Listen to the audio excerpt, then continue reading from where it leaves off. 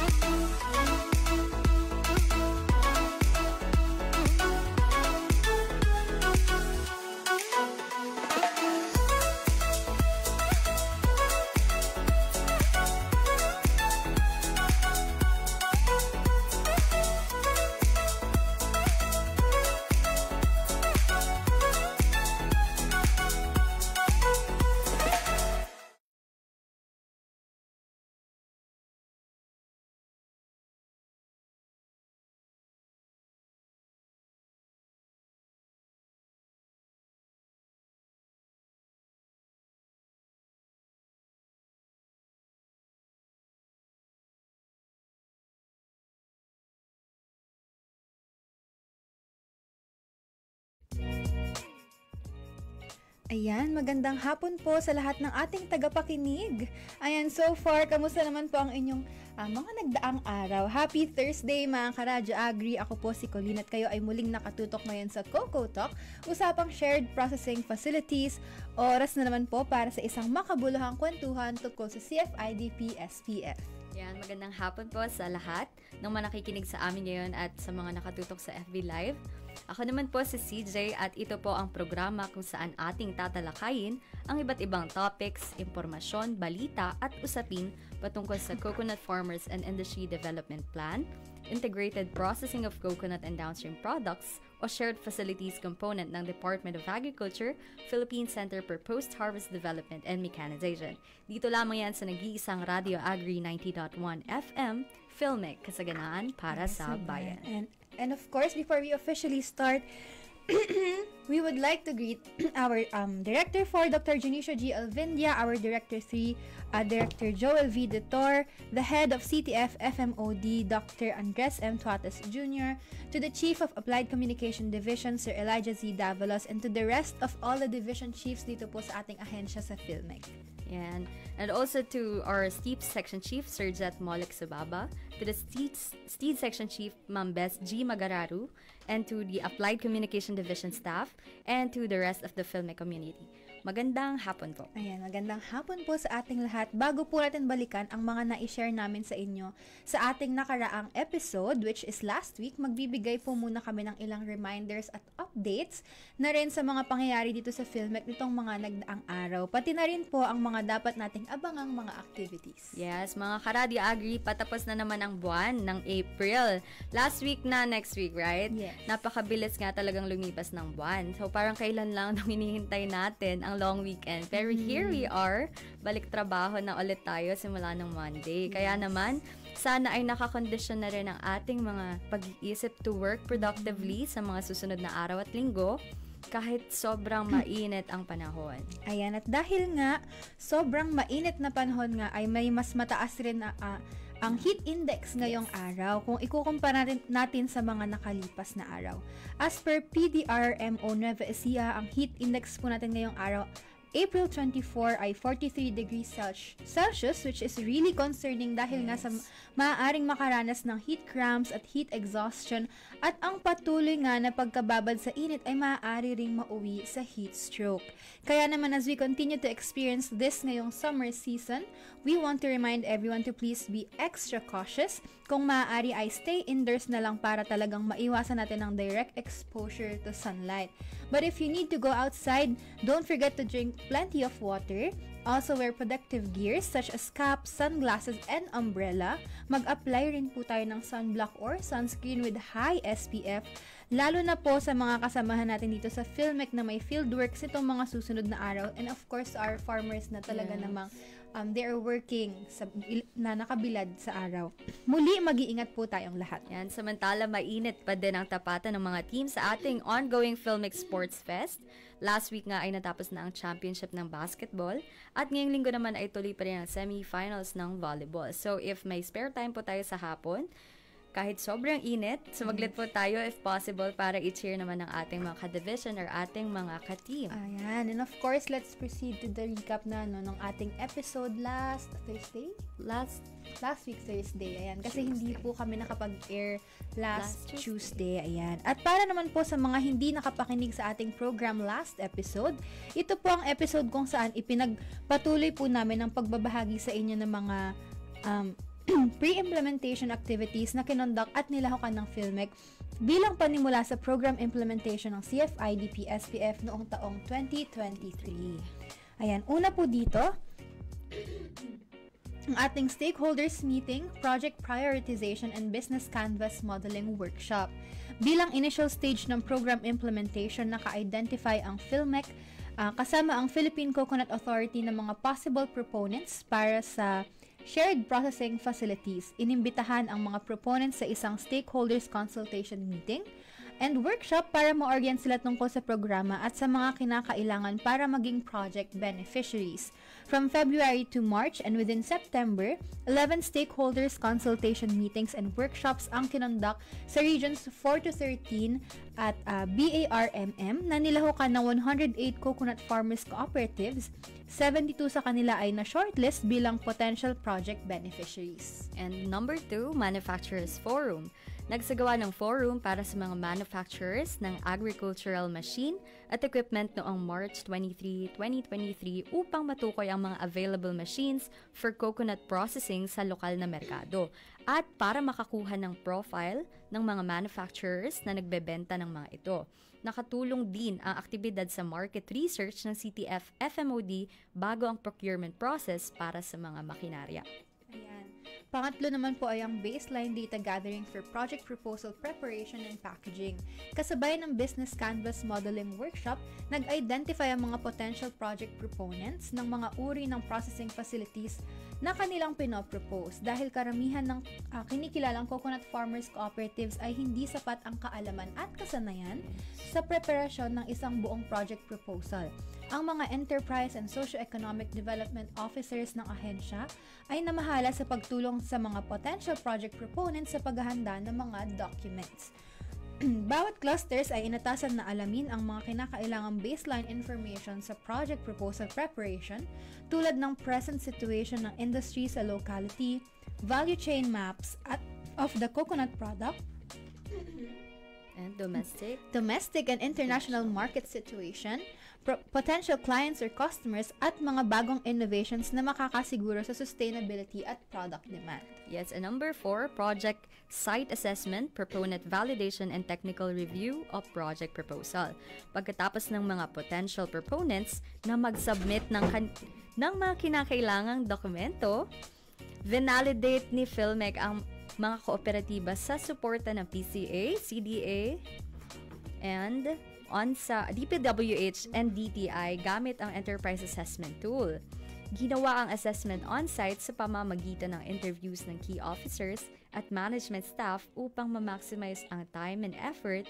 Ang interviews ay ginawa sa pamamagitan ng focus group discussion. A total of 44 project proponent nga and site validations ang kinonduct sa Region 1 to 13 para ma-authenticate at ma-verify kung ang mga kooperatiba ay karapat-dapat bilang project recipient. Tinalakay rin sa validation ng 6 business aspects tulad ng organization and administration, enterprise operation, financial management, marketing, sustainability, and inclusivity. Ayan. At pang-5 naman po ay ang proponent coconut farmers, cooperatives, and identified projects for 2023 establishment. Based sa evaluation ng submitted documents at sa resulta ng proponent validation at project site assessment, inaasahang ma-establish ang 20 SPFs, ngunit ang CTF FMOD ay naka-identify ng 44 types ng facilities na nagkakahalaga ng 430.9 million pesos at inaasahang 39,000 26,449 na individuals mula sa 44 cooperatives ang makikinabang sa mga pasilidad kung saan 26,361 ay mga coconut farmers. Yes, and number 6 naman ay ang groundbreaking and awarding ceremonies. Upang panimula sa establishment ng iba't ibang SPF sa buong bansa, ilang groundbreaking and awarding ceremonies ang isinagawa mula Luzon hanggang Mindanao noong April hanggang November 2023. Hindi lamang kinilala sa mga aktibidad ang mga proponents bilang qualified project recipients, nangahulugan din na ito na magsisimula na ang procurement ng mga necessary machines and equipment at ang construction ng mga building ng DPWH. Ayan. 7th naman po ay ang participation to information caravans or ang Regional Interagency Technical Committee meetings and other relevant convergence meetings with CFIDP implementing agencies. Bilang parte ng convergence initiative sa ilalim ng CFIDP, lumahok ang mga representatives ng PhilMec sa 22 information caravans na pinangunahan ng ATI at 31 Regional Interagency Technical Committee meetings sa iba't ibang mga regions. Maliban pa rito, lumahok din ang representatives ng ahensya sa 76 ang consultative meetings na pinangunahan ng iba't ibang implementing agencies nationwide.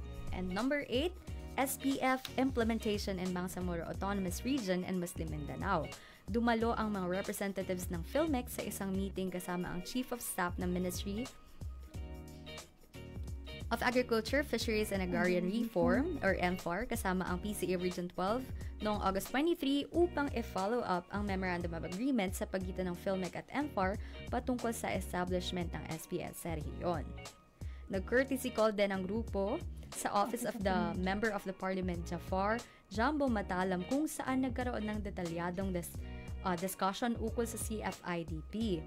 Implementation sa BRMM kasama ang counterpart implementing agency sa rehiyon. Naging official ang implementasyon ng programa sa rehiyon sa ginawang Memorandum of Agreement signing sa pagitan ng MFAR at PhilMec noong September 20, 2023. Ayan, and 9th naman po ay ang capability building and monitoring activities. 5 batches ng technical capability trainings ang isinagawa para mapalakas at maparami ang mga subject matter specialist na magbabahagi sa project beneficiaries at stakeholders na kinakailangan ng technical na kaalaman sa operation at management ng SPF. Ginanap ang trainings na ito sa PCA Zamboanga Research Center at nilahukan ng 92 na individuals na binubuo ng project technical staffs, mga miyembro ng Mechanization and Post-Harvest Specialists Network at representatives mula sa ATI, TESDA at PCA. Maliban pa rito, 27 na technical staff ng interim CTF FMOD ang lumahok sa Financial Management Training Course noong December 12 to 13 sa PhilMec Main Office upang mapalakas ang kanilang kakayahan sa financial management and analysis. Ang aktibidad ay isinagawa para madagdagan ang kanilang kaalaman sa pagtulong sa mga project beneficiaries sa pag-identify ng most suitable financial management system na kanilang gagamitin sa pag-operate ng kanilang SPFs. Ayan, at yan po ang siyam na mga CFIDP SPF activities ng taong 2023. And magpa-proceed na po tayo actually sa ating topic for this episode. And of course, kayo pa rin po ay nakatutok ngayon dito sa Kokotak o sa pang shared processing facilities. Dito lamang yan sa Radyo Agri 90.1 FM PhilMec. And before we proceed, gusto lang po namin sabihin sa aming viewers na please like and share our live stream. Syempre po, we are still on air and online. And of course, our Facebook page is open. If you have questions or inquiries, you can message us sa aming Facebook page, Radyo Agri 90.1 FM PhilMec, and our other social media accounts that we will be active with contents very, very soon. And of course, bukas din po ang aming text hotline, 0962-119-7445. Ayan, so let's proceed, Ate CJ. For this episode, pag-uusapan natin ang pre-implementation activities noong 2024 na kinonduct at nilahukan ng PhilMec bilang kanilang component sa program implementation ng CFIDP SPF. Una na po rito ang Stakeholders Consultation Meeting and Workshop.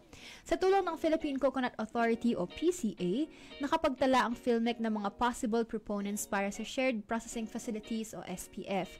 Inimbitahan ng mga potential proponents sa isang pagpupulong at workshop ng mga stakeholders upang i-orient sila tungkol sa programa at mga kinakailangan sa pag-a-apply bilang beneficiary o benepisyaryo ng proyekto.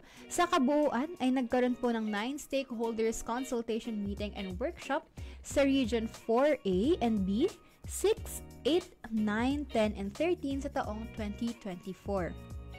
Ang aktibidad ay dinaluhan din ng mga kinatawanan mula sa mga ahensyang kasamang nagpapatupad, particular ang Philippine Coconut Authority, Cooperative Development Authority, Department of Trade and Industry at Department of Agriculture Regional Field Office. Kasama ang PhilMec, tinulungan ng mga ahensyang ito ang mga natukoy na cooperatives noong nag-workshop kung saan binigyan sila ng mga pangunahing impormasyon na kailangan sa paghahanda ng kanilang project proposal for prioritization. Ang ilang mga agriculturists mula sa mga probinsya at munisipalidad ay dumalo rin sa aktibidad upang i-address ang mga concerns sa industriya ng coconut. Yes, and number 2 naman ay ang benchmarking activities and baseline data gathering for project proposal preparation and packaging. So, ang bawat clusters ay naatasan na alamin ang mga kinakailangang datos para sa paghahanda ng proyekto. Kabilang na ang kasalukuyang kalagayan ng industriya sa lugar, value chain maps ng coconut product, domestic and international market situation, potential client or customers, at innovations na mag-e-ensure sa sustainability at demand ng produkto. Nagawa ng cluster groups na magkaroon ng baseline data gathering mula Luzon hanggang Mindanao. Nakapag-come up sila sa isang proposal para sa 43 shortlisted coconut farmers cooperative. Ayan, at pangatlo naman po ay ang Project Site Assessment and Proponent Validation. Sa kabuuan, 32 site assessment at proponent validation ang matagumpay na naisagawa. Ang layunin nito ay ma-verify at ma-authenticate kung ang mga napiling kooperatiba ay tunay na kwalipikado at angkop bilang mga tatanggap ng proyekto upang matiyak ang maayos na implementasyon ng proyekto. Yes, and number 4 naman ay ang Regional Technical Working Group or RTWG, Technical Review and Assessment of Project Proposal. Ito ay sinagawa kasama ang mga representatives mula sa iba't ibang implementing agencies or IAs ng CFIDP, commodity experts, industry experts, at mga practitioners na magkakasamang i-review ang mga submitted project proposals. Panglima naman po ay ang awarding ceremonies. Maraming awarding ceremonies ang idinaos para sa mga napiling benepisyaryo ng CFIDP-SPF mula sa Luzon hanggang Mindanao. Hindi lamang ito pagkilala sa mga proponents bilang qualified project recipient, kundi hudyat din na sisimulan na ang pagbili ng mga kinakailangang makinarya at equipment, pati na rin ang construction sa mga pasilidad. Yes, and number 6 naman ay ang training course on the operation and maintenance of established SPFs. Bago ang turnover ng dalawang share processing facilities, nagsagawa ang Training Management and Technology Division ng PhilMec ng respective skills training on operations and maintenance. Ayan. 7th naman po ay ang presentation of the Shared Facilities for Processing o SFP module to CTF, FMOD, and ACD. Ito ay isinasagawa upang ma-enhance ang mga content at format ng modules para sa 5 shared processing facilities o tinatawag po nating SPFs. Ang mga sumusunod po ay ang Virgin Coconut Oil o VCO Processing Center, White Copra Drying Center, Integrated White Copra and Cooking Oil Processing Center, Cocoa Sugar Processing Center, at ang Integrated Cocoa Peat, Cocoa Coir, and Geonet Processing Center. Yan, bukod naman dyan, meron ding mga ibang activities na kinonduct like ang mga cluster staff nga nationwide ay nakapagsagawa ng 166 other related activities. Ito katulad ng coordination meetings, courtesy calls, pre-assessment, and inspection of equipment. So, yan nga ang mga pre-implementation activities sa taong 2024. Ayan. Samantala, sa taong 2024 ay may na-observe rin challenges sa pag-i-implement nito. Una ay ang hindi magkakasabay na pagbili ng mga makinarya at kagamitan. at construction ng mga shared processing facilities o SPFs. Kaya naman bilang aksyon, dito ay ang kailangang may masusing koordinasyon sa DPWH ukol sa mga technical na pangangailangan ng mga gusali at isama ang building component ng facilities ng PhilMec sa proposed amendment ng CFIDP. Yan, ikalawang naging challenge nga ay ang delayed na release ng administrative fund na nagresulta rin syempre sa low utilization ng fund. At bilang aksyon dito ay dapat magkaroon ng timely submission ng pertinent documents para sa release ng fund sa mga susunod pang taon. Ayan. Pero bukod naman sa mga challenges, Ate CJ, syempre meron rin namang mga nag-emerge na good practices, of course. Una dito ay ang regular na pagsasagawa ng consultation, coordination at inception meetings sa pagitan ng mga CFIDP implementing agencies. Ito po ay nakatutulong upang mapag-usapan at lutasin ang mga issues at concerns sa program implementation. Yes, na ginagawa yan hanggang sa ngayon. Hanggang this year ay patuloy na nagkakaroon pa rin ng mga coordination meetings. So, number 2 naman ay kailangan rin ng maayos na coordination with the local chief executives upang masiguro na matatanggap ang mga kinakailangang tulong sa pagbuo at pagpapatakbo ng mga shared processing facilities sa kanilang nasasakupan. Ayan. At bago nga po matapos ang taon, 2 uri ng shared processing facilities rin ang naitatag sa Surigao del Norte at Agusan del Norte. Ang mga machines at equipment para sa Cocoa Coir at GeoNet Processing Facility at Cocoa Water Processing Facility ay opisyal na na-turn over sa Mabini United Farmers Cooperatives at Libas Multipurpose Cooperative noong September 11 at November 27. Yan, at ngayong taon, mas marami pang shared processing facilities ang maitatagag na i-feature rin natin dito sa Coco Talk sa darating pang mga episodes. Ayan, at yan nga po, nagtatapos ang ating program. Before I end, may nagpapa-shoutout po, May Hidalgo. Thank you so much for tuning in. Nakita ko nag-comment siya. Thank you so much, friend ko siya. Ayan. Maraming salamat po sa pakikinig. Muli, ako po si Colleen at kayo ay tumutok sa Coco Talk, usapang shared processing facilities.